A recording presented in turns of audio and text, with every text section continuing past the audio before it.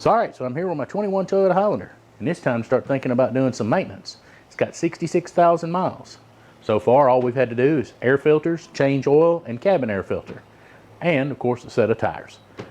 So what are we doing today? Well, today, we're going to get into how to service the transmission on this 21 Highlander.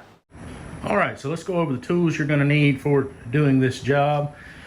A 24mm 6-point socket. I'm using a 1/2-inch drive. A 3/8 ratchet. I'm using my electric ratchets. You don't have to have an electric ratchet. A 10mm 6-point socket, a 6-inch extension, a 10mm Allen, and a 6mm Allen socket, both of which I have are long reach. You don't have to use the long reach. A shorter reach will work. And a pocket screwdriver to help release the push pins underneath.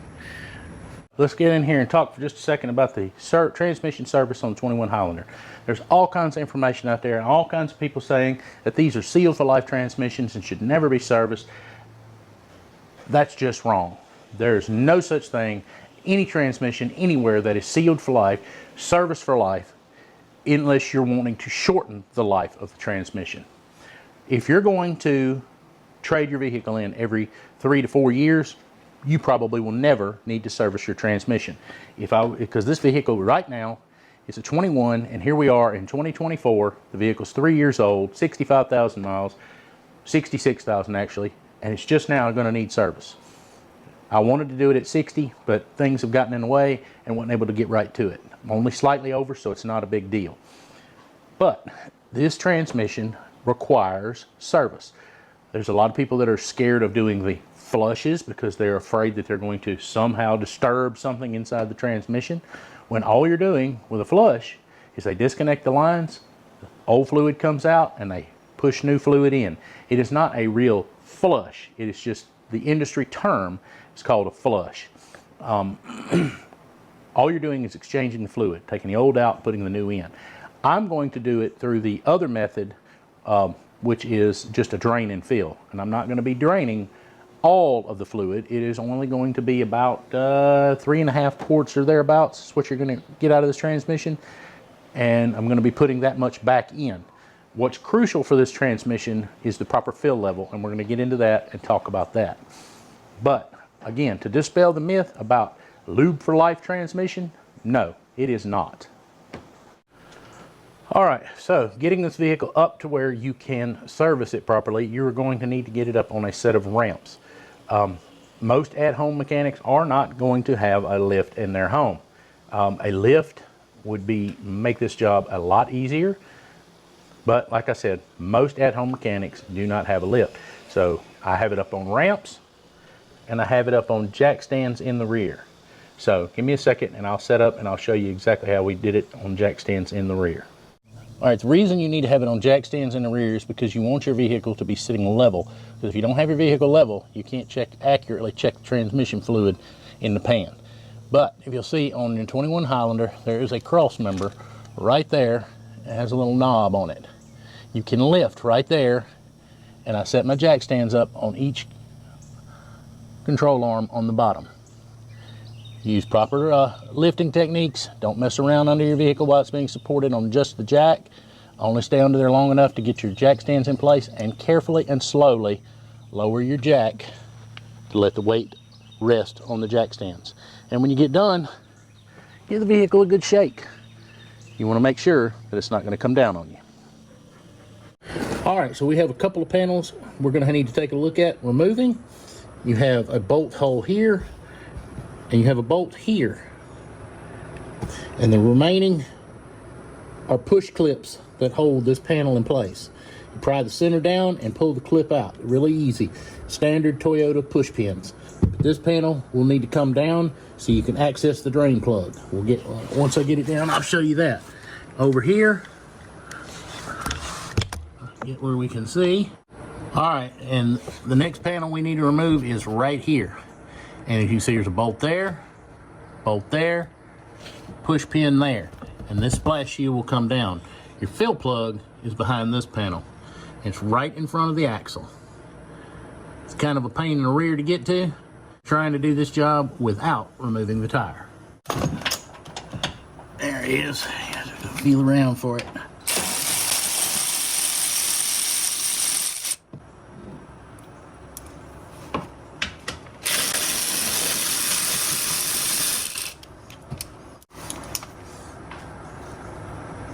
small screwdriver, pocket screwdriver. They can gently get into under the center of the push pin and pry them down, and they pull out. Lift up the center, and then the pin will pull out. The center is the lock for the push pin. Eventually, and over time, these will break. Just know that, because they get filled. You know, you can see it or not, the dirt falling out of them, but they get packed with dirt, and then they don't want to come out. You might not even have to take them all out. Sometimes you can just let it fall out of the way. So, you take this last one out right here, and then it'll pivot out of the way.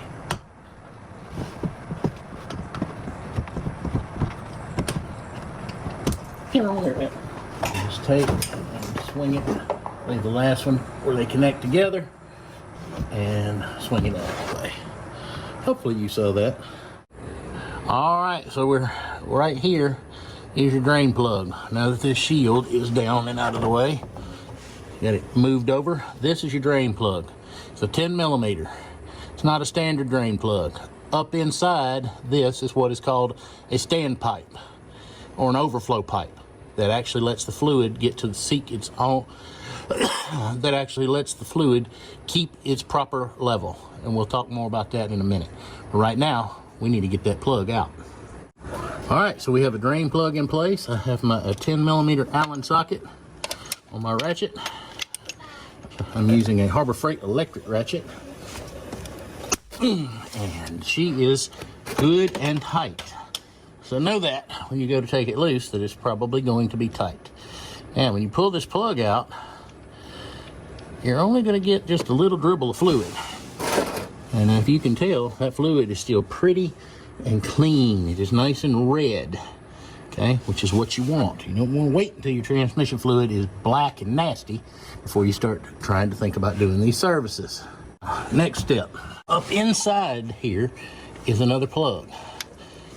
And you're going to take and back it out. It's only in there by hand. And it threads up in there a long ways. And you're going to get fluid everywhere. I probably should have on some gloves, but I don't. All right, there we go. Now we're getting a good drain out of it.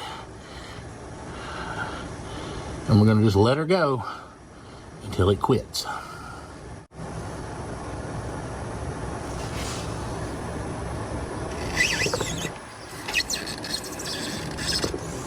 All right, we're going to just let that drizzle just a little bit longer.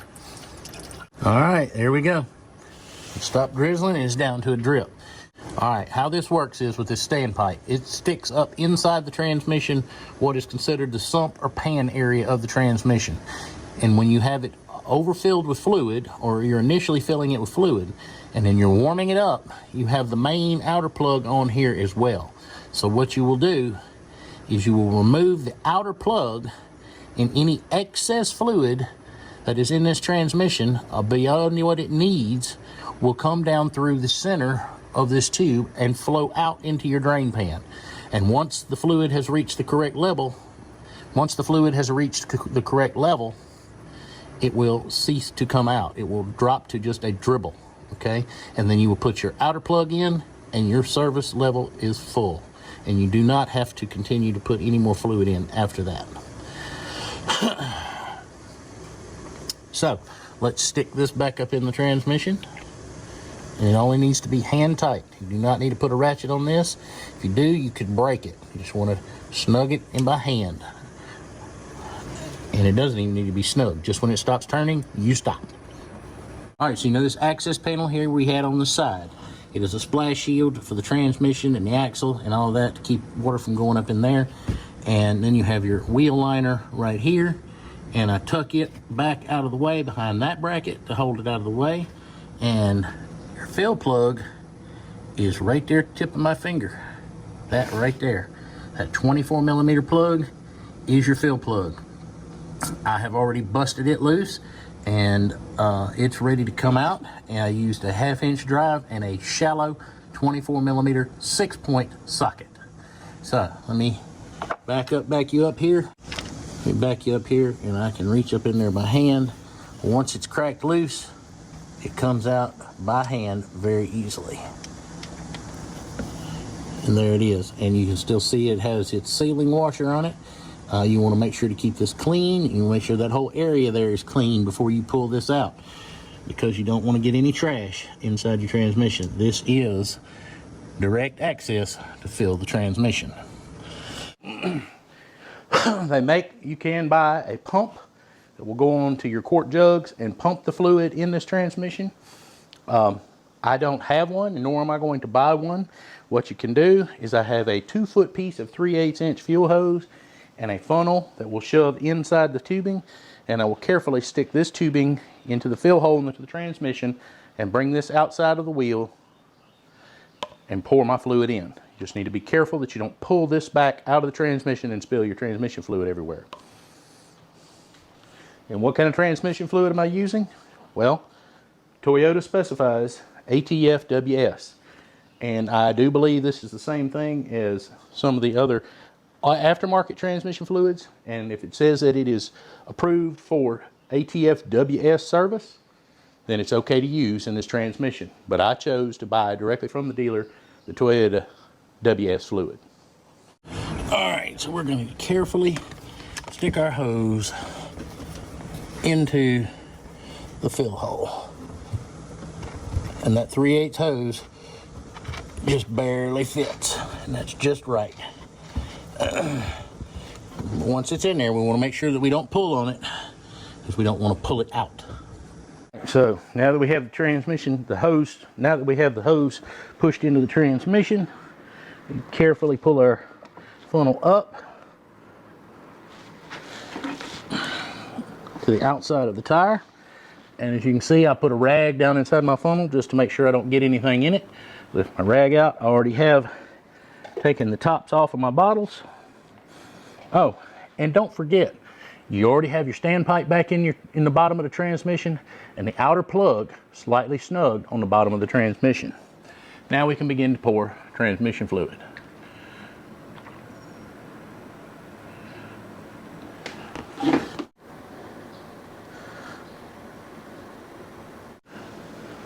This is going to take a minute, but not too long.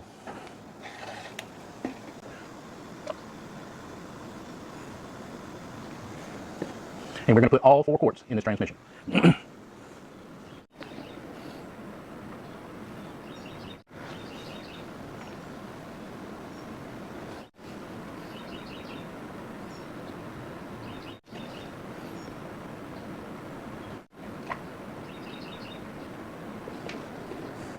Final quart.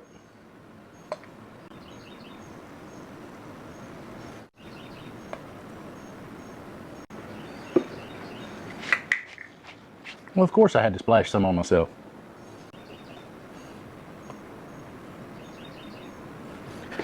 We'll sit here for a few extra seconds to give the fluid a chance to run down from this hose.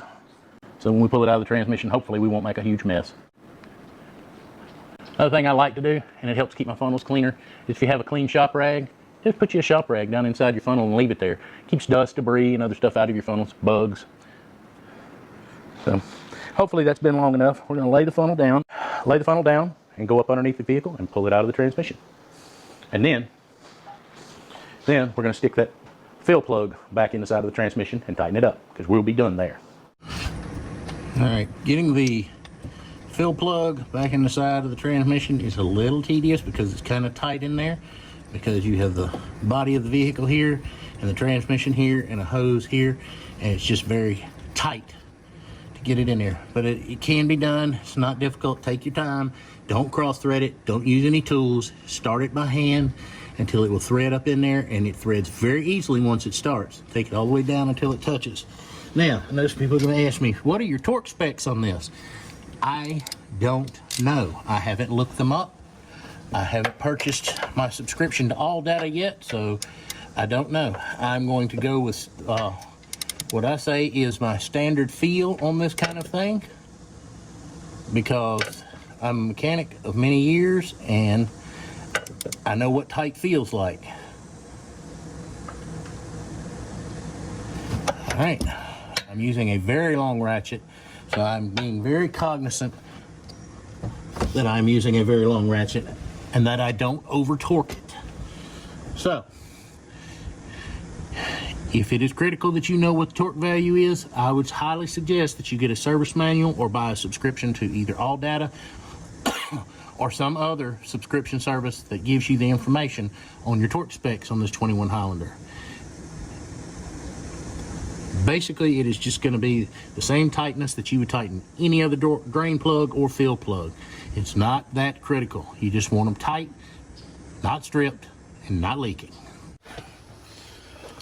All right, so to quickly recap, what we have done is we drained the fluid, we refilled the fluid, and now it is time for one of the final steps, and that is to get the fluid to the correct temperature before we open the drain plug and let the excess fluid out so that we can get the transmission fluid to the correct level. So what does that require? Well, it requires a scanner. I am using the Top Scan by Top Don. I have shown this scanner on my channel before. It gives you some bi-directional controls, and it also gives you a access to what the actual temperature of the transmission is. So we're going to get in here, get hooked up, and start scanning it and reading what the actual temperature of the transmission fluid is. So give me a second, we'll get set up.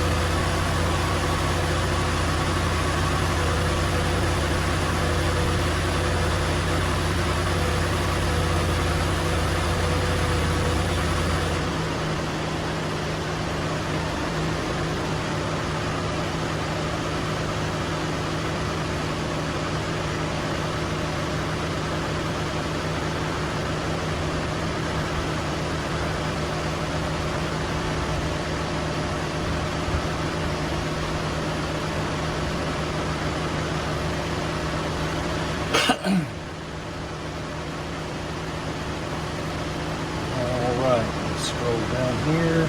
Automatic transmission oil temperature. Number 1, transmission temperature. Since I moved the vehicle just a little bit back and forth, get it to up onto the ramps, the transmission fluid currently is at 97 degrees. Transmission fluid needs to be between 95 and 113 in order to get the level correct. It is steadily going up. We're at 98 now. Let's go ahead and pull it into the different gears.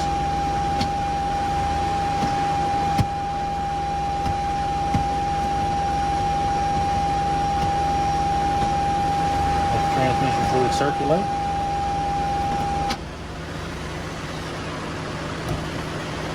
All right, we're at 99 degrees. And I'm probably going to go into there when it gets to about 105 and let the excess out. But right now I'm enjoying a little bit of this AC. 104. Alright, let's go. That's probably close enough. Alright, we're going to try to do this one-handed with the vehicle running. And make sure you stay out of the way of any of the moving parts and away from that right there. That is the exhaust. That will be very hot very quickly. All you gotta do, take your 10 millimeter.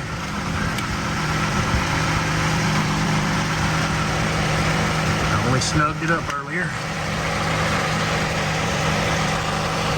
My hand's out of the way. All right.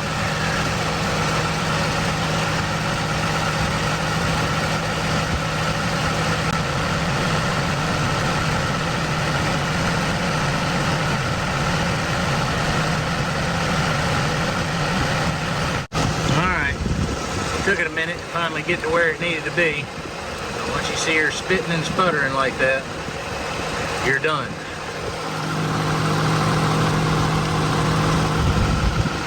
Stick your plug back in and tighten it up. All right, so we have all our panels back in place. Drain plugs were double checked to make sure that they were tight, and fill plug. And now the only thing left to do is to go take it for a quick test drive.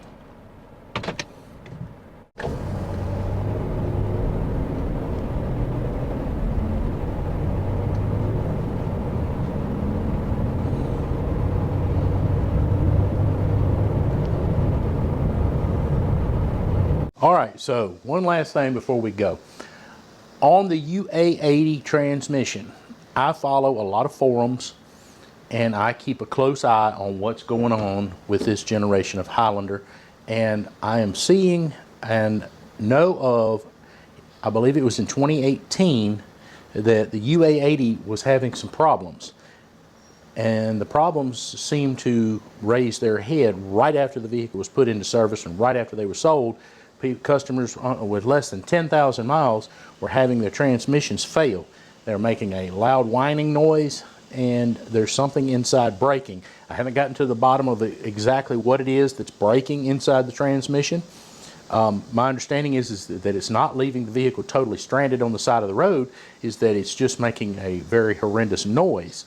I'm sure eventually it would stop working and would put you on the side of the road. But I am paying attention to this, and so far we have had no trouble with our transmission at all, knock on wood as they say. And the transmission has always shifted weird in my opinion.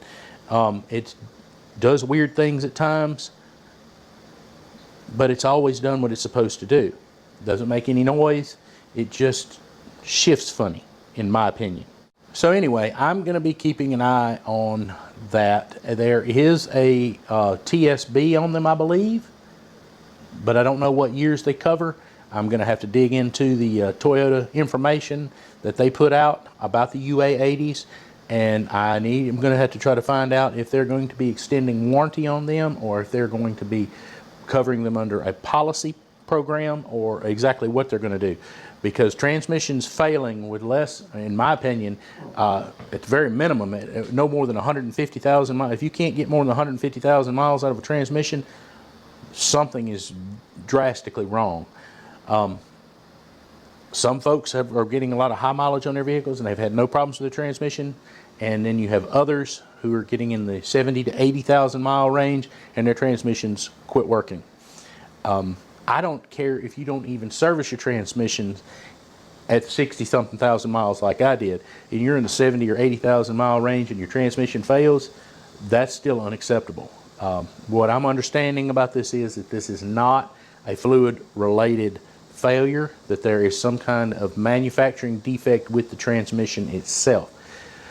So all we can do is hope and pray that mine does not develop that problem. And if you're watching this and you have one of these, I hope and pray yours doesn't either. Now, with all that said, we're at 66,000 miles or thereabouts on this vehicle. My plan is to, by 80,000 miles minimum, I'm going to do this service again. Because by doing this, you're only exchanging about 4 quarts of fluid, and that's probably I would say only a third of the fluid that the transmission holds. I need to go look up and see what the total capacity is. Basically what you're doing is you're updating the fluid a little bit. You're making sure that the additives that are in the transmission fluid stay fresh, that the lubrication capacity of the fluid stays fresh. So there you go. All right, so what we've got next on the agenda for the 21 Highlander for maintenance, we got spark plugs. So here in the very near future, we're going to get in here and we're going to show you what there is to changing the spark plugs on the 21 Highlander. So while we're waiting to do that, why don't you go out and watch another video coming on the screen right now.